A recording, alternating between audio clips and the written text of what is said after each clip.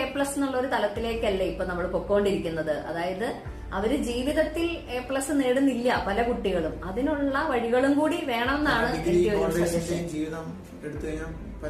അതെ അതെ അതെ അതായത് ഇവര് പഠിച്ചിട്ടുണ്ട്, സർട്ടിഫിക്കറ്റ് ഉണ്ട് കയ്യില്, പക്ഷെ ഇനി എങ്ങനെ നീങ്ങണം എന്ന് അറിയില്ല.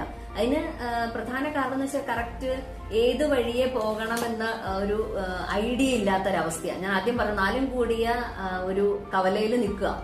അപ്പം 4 വഴിക്കും വഴികൾ കാണുന്നുണ്ട്, 4 ദിക്കിലേക്കും. പക്ഷെ എങ്ങോട്ടാ പോകേണ്ടതെന്ന് അറിയാത്ത, ദിശ അറിയാതെ നിൽക്കുന്ന ഒരു യുവതലമുറയാണ് ഇന്ന് കൂടുതൽ. ഞാൻ എല്ലാവരെയും അടച്ചല്ല പറയുന്നത്.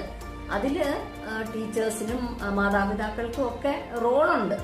ഞാൻ ആരെയും കുറ്റപ്പെടുത്തിയല്ല, ഇവരുടെ റോള് അവര് ഭംഗിയായിട്ട് ചെയ്യുക. ഒരു കുട്ടി ഇപ്പൊ നമുക്കറിയാം, പഴയ കാലത്ത് സ്കൂളുകളിലൊക്കെ പഠിക്കുമ്പോൾ കിട്ടിയിരുന്ന ഒരു അറ്റൻഷൻ ഒന്നും ഇന്ന് കിട്ടുന്നില്ല. കാരണം അത് അത്തരത്തിലേക്ക് മാറ്റപ്പെട്ടു സിസ്റ്റംസ് എല്ലാം. അതുകൊണ്ടാണ്